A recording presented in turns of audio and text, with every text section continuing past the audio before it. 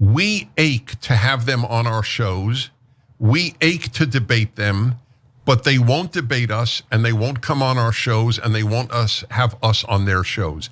I have offered tens of thousands of dollars to any left-wing columnist on the New York Times to debate me anywhere they want. They could choose the moderator. They could choose the audience, and serious money.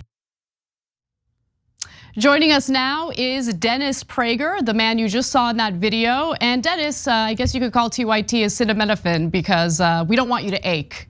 We want to make sure we give you an opportunity to feel good by debating someone on the left. Funny, because I was thinking if only you were a New York Times columnist, how much money you'd be making now. Well, I'm a little more honest than a New York Times columnist, so this will be a great conversation. Thank you for doing it. So I wanted to. Thank you for having me. My pleasure. So I wanted to just kind of start off with, I guess, disagreeing with the notion that the left is afraid to have these kinds of discussions or debates. In fact, you had tweeted that video that we started this conversation with, and there were a lot of responses from prominent individuals on the left. I want to give you a few examples, starting with Vosh, who's a big Twitch streamer. He's got a big YouTube channel as well. He says, "You couldn't be more wrong. I love spirited debate in the free marketplace of ideas." He even provided his email and would love to have that conversation with you. My good friend Ben Burgess also responded. He's a great guy. He says, "Hi Dennis, I'd be delighted to chat with you either on my show or you could host it through PragerU, or I'm sure Modern Day Debate or some other neutral platform would be happy to host it." And on multiple occasions, I noticed that Sam Seder would also love to debate you. So he responded in that tweet as well, saying available and adding Tim Pool knows what lengths he would go to not even be on the same stage as me, right, Tim? So there's some drama with Tim Pool, but just wanted to let you know you don't have to ache anymore. There are lots of people on the left who want to debate you. Oh, I have no doubt that there are a lot of people on the left. The issue that I raised was people at the New York Times and people like you, for example. You pleasantly surprised me by doing this, to be perfectly honest. And by the way, I think proof of my theory is a piece that I read on some left-wing or progressive site just today about how angry many of your viewers are that you're having me on. Whereas I will tell you, I would get no such feedback from the right if I had a left-wing person on my show. They would be thrilled. So I still stand by my belief that in general, the people certainly in the higher echelons of the left don't want to debate. But it's probably not worth debating whether there would be such a debate. I presume we're having one now, yes. And I'm glad we are. Well, look, the left isn't a monolith. There's a lot of disagreement on the left. There's certainly a lot of disagreement on things that I say on this show on various issues, even when it comes to crime. I'm sure you've noticed some of the backlash I've received in that regard as well. However, I will say there is a reason why the right wing tends to be more open to having these kinds of discussions and debates, and the left wing gets a little uneasy about it. And it's because there has been this prevalence of prominent figures who identify as the left, right, or on the left, who then later start to, cozy up to right-wing figures, and then it turns out that they completely move to the right wing because they're essentially paid to do it. They're used as tools by the right wing to essentially spew right-wing talking points while purporting to still be on the left. In fact, Dave Rubin's a great example of that. Dave Rubin used to work with us. He identified as someone on the left. Yeah, go ahead. Forgive me, Anna. Dave Rubin made a video for PragerU, why I left the left. Oh, I know. He does not, in fact, state to the world that he's still on the left. I don't know who you have in mind, so I can only address the one name that you gave. Dave Rubin acknowledges he's not on the left. It's interesting because if I recall correctly, you had a conversation with Dave Rubin and how incredibly important it was that he was engaging in these discussions with you, discussions with the right wing, and you stated something very specific. I actually want to go to that video and I want to get your thoughts. Maybe you can elaborate on what you meant in this video. Let's watch.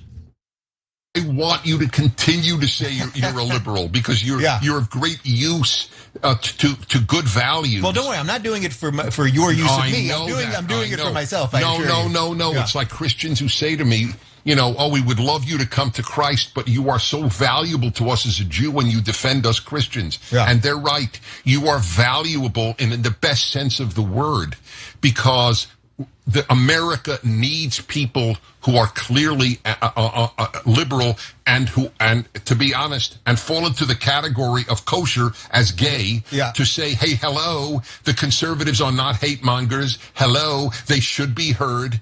And maybe every so often you should read National Review or watch a PragerU video.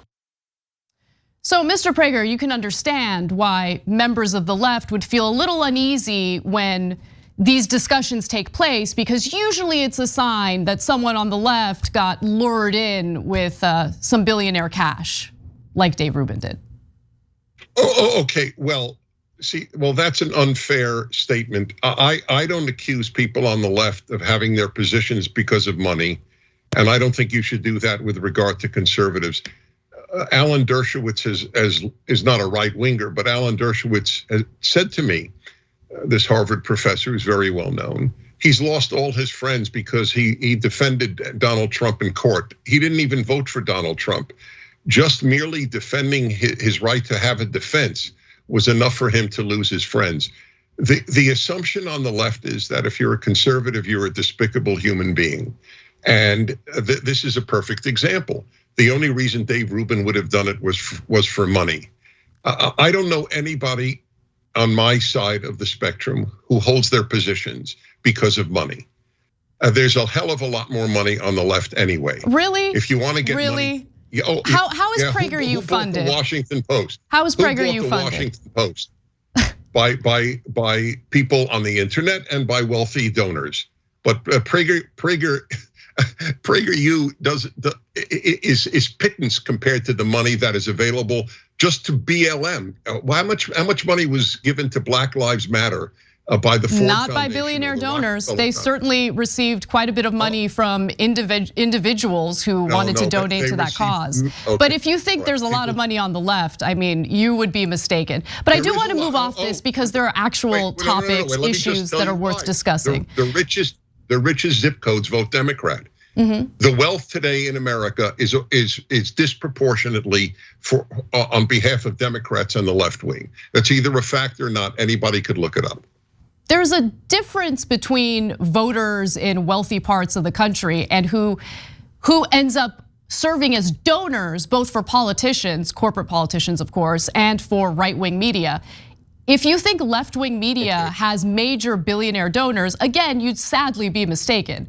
But the information regarding PragerU, which, by the way, you're listed as an organization that's tax exempt, correct? And you're not supposed to be talking about political issues. But last time I checked, PragerU talks about a lot of political issues. Well, then you haven't checked in a long time. For example, we never did a single video on Donald Trump, and that's not exactly political. We just did we put out a video a week. So we have 500 videos out about, and we just put out one on Millard Fillmore. If you consider that political, riveting. Most people never heard of it. We're doing every single president. Many of our videos, probably at least half, are purely educational. So to tell you about every president, for example, Democrat or Republican, by some noted historian, it's a caricature of PragerU. For you to say that we are largely political. PragerU describes itself as conservative. Like it's a conservative take, which by the nature of it being conservative is political. But listen, it is what it is. I do want to move on to other issues because there are actual political issues that you're here to discuss. You can't make a point and then not let me respond. Okay, go ahead. Yes, you can be conservative, for example, socially, and not specifically. Politically generally means vote Republican. We don't tell people to vote anyway in any direction. But yes, we do believe that America is the finest country ever founded. If that makes us political, we're political. So I want to move on to other statements you've made, other issues. You do focus on culture war related issues, your distaste, hatred for secularism. I want to start off without putting words in your mouth. I'm going to show a video of something you said just yesterday on the Dennis Prager show that I thought was fascinating. So let's take a look at that and we'll discuss. The computer sticker phenomenon is crazy. It was actually one of the biggest shocks I had. What does that mean? What does that mean? On your computer right here, people, instead of just having a blank back. Oh, I see. They would have messages. Yes, it would either be. And what was the common message? I heart women, or just the female sign, the circle and the arrow. I heart women on a woman's computer? Yes. All of this is proof to me that women need men. These women are manless. They may have hookups, but they're manless. And they might have been fatherless too. Ending with my generation, I would say ending with the baby boomers, but certainly through then, a young woman thought a lot about, do I have a boyfriend? Mm-hmm. What will my wedding be like? What will I wear? Who will be there? Who will the guy be? That I believe is healthy and normal for a young woman. Mm-hmm. It's a good thing. That has been knocked out by the feminist left. And if you think about it, you're a weak female. So fascinating statements there. You seem to believe that women who love themselves, who love women, who feel confident about being women, tend to be manless and lonely. Do you genuinely think that? Do you think I'm manless and lonely? I think women rock. I said that in general, women need men, and I've said 1,000 times that in general, men need women. The fact that that's controversial is a statement about what's happened to our culture. But you got triggered by a story about women who have laptop stickers that just say positive things about women. Your mind immediately went to, they might have daddy issues and they're lonely, they need men. I want to understand your thinking. Like, okay, how do you get to that conclusion? It's if you had a heterosexual man, with 97% of men are heterosexual, with a sticker, I love men, you would wonder why. Why don't men have stickers, I love men? But you think it's perfectly normal and a non-issue that women would have stickers, I love women. What is the point of saying that? It is worthy of a question. And I don't think that 50 years ago, this would have been, obviously there were no laptops then, but I don't think it would have been a common sentiment. I don't understand why women would need to announce, I love women, if they're not a gay woman. You tell me, I'm curious. What does that signify? Well, I mean, listen, as an individual who values free speech and freedom of expression, I think that women and men can have whatever laptop stickers they want. And the reason why there is a difference between men and women in regard to those laptop stickers is because, I mean, when you really think about it, women didn't have the right to vote for a very long time. Women didn't even have the ability to apply for a credit card until the 1970s. There have been equality issues when it comes to men and women. Now, we're getting a lot better, that's for sure. But first of all, I don't agree that women have laptop stickers that just simply say, I love women. It's probably some sort of empowering statement for women, but that doesn't translate to, oh, I'm a lonely, manless person, and I should go back to the good old days when women sat around thinking about whether or not they're gonna find a husband and get married. You seem to push your values and your views on relationships onto other people. And what I'm trying to get you to understand is, rather than making generalizations about what's best for women, maybe allow people to live their lives as they see fit, have a belief system as they see fit. Okay. Why do you feel the need to force your beliefs onto other people? Go ahead. Well, first of all, okay, I don't understand the word force. I mean, the fact that you think that if I offer my opinion, I'm forcing people to adopt it is a bit odd. You don't believe that America should be secular, So what does that mean? Wait. Let me finish that point. Sure, go ahead. I believe that I have the right, as you do, to offer people thoughts on what might be a better and happier life for them. I've written a book on happiness, which has touched a lot of lives if one wants to read the reviews on Amazon. I believe, again, that in general, of course, every generalization has exceptions. Most women will have a better and happier life with a good man, and most men will have a happier and better life with a good woman. I don't know why that is controversial to state. All I know is that having adopted the view that career is more important than marriage has led to more depressed women than anything that preceded it. There are more young women today depressed than at any time in American history. This is in the New York Times. This is not from a right-wing source. I think feminism has made women more miserable than happy.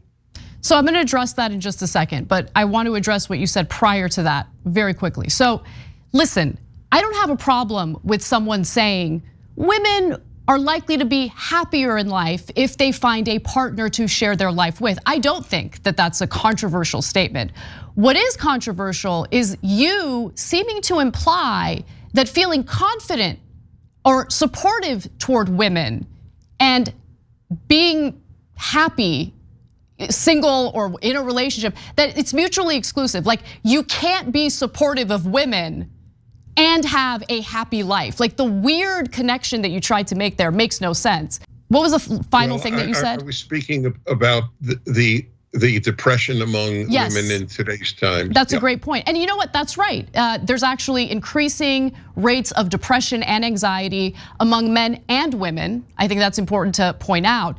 And you are concluding that it's because of, I guess, the breakdown of the traditional family, is that people who remain single. I think that the belief that many young women have that if they find a man, that's a great thing, but the thing that will really bring them joy in life is career, has misled massive numbers of women into a less happy life.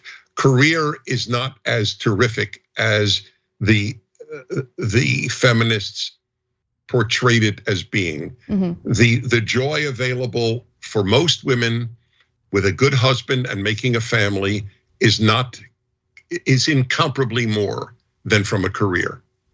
Have you considered some of the economic issues within this country that don't really give women a choice as to whether or not they should focus on a career? That's a very real issue. I fully acknowledge that.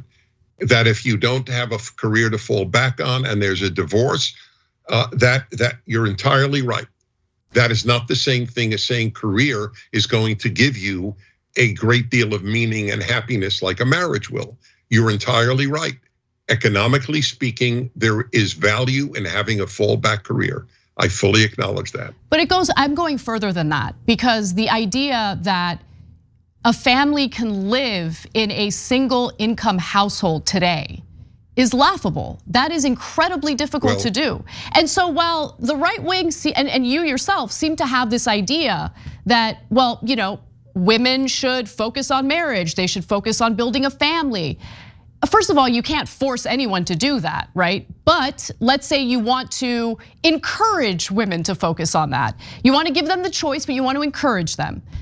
A great way to encourage them is to create an economic system in which people feel comfortable knowing that they can survive on a single income household. I'm talking about when they're married, okay? Both individuals in a marriage have to work in order to be able to pay their rent, pay their mortgage, put food on the table for their children, educate their children. Wages have remained stagnant since the 1970s. Women don't have a choice as to whether or not they can work or whether or not they should just focus on raising children. They don't have the choice. That's the point I'm trying to make.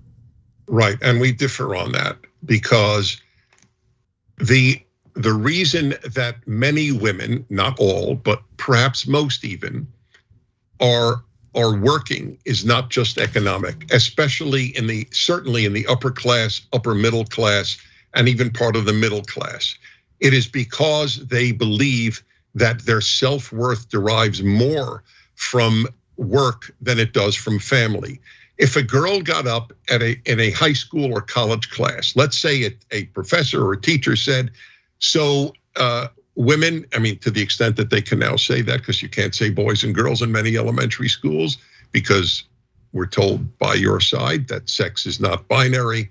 But let's say they say, we'd like the women in this class, please stand up and tell us what your vision for your life is. If a girl got up in a college class and said, to be honest, my greatest hope in life is for a good marriage and to make a family, she would be regarded as almost a freak. Would she? I mean, what is that based on? What evidence do you have to back that up? I live in the real world. So do I. Okay, and you believe that if a girl got up and said that, she would be regarded with the same respect as the girl who said, I'd like to be a physicist? I believe that most normal people are too busy thinking about how they need to survive and are less concerned about the aspirations of individuals in their classroom. And so if you have data backing up that women who want to be homemakers are persecuted in this country, I'd love to see that data. And I wouldn't agree with that persecution. I never said they're persecuted. You seem to imply that they're being victimized by wanting to be homemakers, and I just don't buy it. Okay, fine, so good. This is a classic example of what I say on my radio show. I prefer clarity to agreement. You think that a girl who got up in a college class and said my most fervent dream is to have a happy marriage and a family will be regarded with the same respect as a girl who said I would like to be a physician or a physicist? We differ. Perfect. Okay. All right, and again, if you have data backing up what you're saying, then I'm happy to admit I'm wrong. Data. The teachers don't do this and then set into a computer. So you're just declaring, you're making up stories about how women are treated in the classroom, and we're just supposed to buy it? Okay. We're each giving the perception of reality that we have. Not every perception of reality has a database. Otherwise, one is a functional moron if one cannot make conclusions about life without data. Okay, all right. So let's move on to right-wing violence. Following the Buffalo supermarket shooting, which of course was inspired by a belief in a conspiracy theory that whites are being replaced with minorities in this country purposely to keep Democrats in power, you felt the need to kind of downplay right-wing extremism in this country. And you said, quote, "This man represents such an infinitesimally small segment of the white population." Now, while that statement might be literally true, I don't think that the white population in America mostly consists of domestic terrorists, so I agree with you on that. It seems like you kind of want to brush aside the very real problem we're having in this country with political violence, politically motivated violence, and I want to give you a few other examples. For instance, the Southern Poverty Law Center did a poll and found that 7 out of 10 Republican voters believe in that white replacement conspiracy theory. Are you concerned about that at all? Right now, we have had, I believe, 2 million illegal immigrants, and the Democratic president of the United States has opened our border. There was attempt to close the border to illegal immigration. So I will ask you, and I mean this is not even as a challenge, I'm curious. Why do you think people on the left want millions of people to come in legally or illegally? Well, let's first discuss the inaccuracies in your statement. Number one, there are legal means to immigrate into the United States. So for instance, the asylum seekers who are being used as political pawns by people like Texas Governor Greg Abbott, I'm not done, or Florida's Governor Ron DeSantis, they came into this country seeking asylum, meaning they are here legally and they are awaiting a federal judge, an immigration judge, to make a decision about their asylum status. Okay, so the idea that the border is open and people are just pouring in illegally is inaccurate. Yes, they are. No, it is accurate. No, it's inaccurate. Good. So this is a perfect example of where we differ and there's no reconciling. Either you're right or I'm right. Either millions are coming in illegally whom you are calling legal because they're all seeking asylum. Do I hear you correctly? We have This a is a new system in place definition for of asylum illegal? seekers. So It's- so are it's you really- so saying that we everybody- should do away with that system? And if you are saying that, then it would require members of Congress to pass legislation that reforms our immigration system. But I mean, I think you'll agree with this statement. Members of Congress have no interest in passing any legislation or engaging in any immigration reform. We have companies and businesses that are exploiting undocumented immigrants for cheap labor, and they have no recourse. couldn't That agree with you exists. more. But Let they me love just say- the theater. Members of You're Congress right. love the For theater. For the record, I spit on corporations. They are woke and they are abusive of labor at the same time. So you're not going to get any defense from me or any conservative of big corporations. I can't stand them. The fact that Disney will not even allow people at their amusement parks to say boys and girls anymore gives you an idea of how sick they have become in the wokeness of this non-binary evil. And that I do believe is evil. To tell little children you don't know if you're a boy or a girl until you decide. Do you think that's healthy? I think it's unhealthy to it's spend healthy the not to amount of say time boys and you girls? spend in judging decisions that parents make about their own children. I think it's none of your business. I don't think it's Schools make them, anyone's and Disney business. makes them. And schools are Parents not do not doing make them. anything close to what the right wing is describing. Okay. I mean, it is amazing because you talk about Alan Dershowitz, who had written a column in the New York Times about how it should be okay to have sex with underage girls, okay? You don't call him a groomer, but you'll call our educators who have done nothing wrong, just want to create an environment that's welcoming to all students. You'll call them groomers, you'll defame them as some sort of sexual predators, and it's unacceptable. Just being clear about that. I've never called them groomers. You have the wrong guy. But a teacher that has the kids in kindergarten attend a drag queen story hour to see a guy in a dress dancing erotically in front of them, those teachers are what we would have called 10 years ago sick.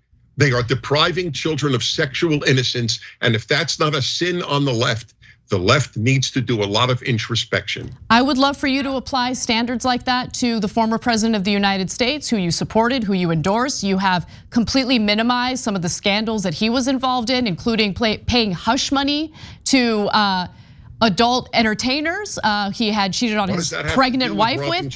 I'm bringing that up because you have this weird standard when it comes to our educators, but no standards when it comes to a person who leads the country, who children look to as a role model. But anyway, we only have a few more minutes left. No. If you throw out a point, you have to allow me to respond. Okay, go ahead. We're running out of time. We have a hard out, so go ahead. When I was a child, my father didn't say to me, I want you to look to Lyndon Johnson as a role model. This notion that the president's private life, John F. Kennedy had orgies at the White House. Okay, do you speak about that? I don't care about presidents' private lives, you do. I care about sexualizing children, you don't.